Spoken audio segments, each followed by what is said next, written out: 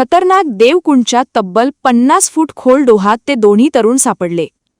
माणगाव तालुक्यातील भीरा हद्दीतील प्रसिद्ध देवकुंड धबधब्याच्या डोहात अंत झालेल्या दोन्ही तरुणांना शोधण्यात अखेर सोमवारी दुपारी 12 वाजण्याच्या दरम्यान यश आले आहे। SVRSS संस्थेचे सदस्य आणि शेलार मामा रेस्क्यू टीमच्या प्रयत्नांनंतर देवकुंडच्या अत्यंत धोकादायक आणि साधारण 50 फूट खोल डोहातून हे दोघांचेही शव 15 मिनिटात बाहेर काढण्यात आले। गोपाळ राठोड वय 23 वर्ष आणि विष्णू ढोक वय 24 वर्ष अशी मृत तरुणांची नावे आहेत। घटना घडल्यानंतर रविवारी संध्याकाळी अंधार पसरल्याने बचाव कार्य थांबवावे लागले होते। त्यानंतर सोमवारी सकाळी पुन्हा एकदा शोध मोहीम हाती घेण्यात आली। या रेस्क्यू ऑपरेशनमध्ये स्थानिक ग्रामस्थांनी देखील सहकार्य करत मदतकार्य केले। SVRSS संस्थेच्या जवानांनी जीवाची बाजी लावून डोहाच्या तळाशी शोध घेतला। आधुनिक यंत्रणा वापरून शक्तिशाली पाण्याखालील कॅमेऱ्यांनी यावेळी शोध घेण्यात आला। त्यानंतर अवघ्या 15 मिनिटात दोघांनाही पाण्याबाहेर काढले। अवघड वाट काढत दोघांचेही देह खाली आणण्यात आल्याचे जीवरक्षक सागर दहिंबेकर यांनी सांगितले।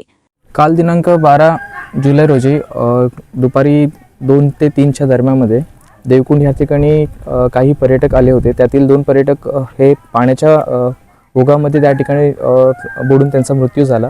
ही माहिती मिळताच तिथले स्थानिक नागरिक असतील, शेलार मामा टीम असेल, त्या ठिकाणी जाऊन शोधकार्य करत होते, परंतु रात्रीचा अंधार झाल्याने शोधकार्य पूर्णपणे बंद करण्यात आले। आज 13 जुलै रोजी पुन्हा एकदा ऑपरेशन स्टार्ट केलं। आज साधारणपणे आपण सकाळी 10 वाजता ऑपरेशन स्टार्ट केलं। 10 वाजता त्या ठिकाणी जाऊन साधारण 2 तासाचा ट्रेक आहे, तो ट्रेक पार करून त्या ठिकाणी आधुनिक उपकरणाचा वापर करून, जे अंडर वॉटर कॅमेरेज असतात त्यांचा वापर करून त्या ठिकाणी अवघ्या आपण 10 मिनिटांमध्ये त्या दोन्ही डेड बॉडी होत्या त्या आपण त्या ठिकाणी शोधण्यात आपल्याला यश आलं।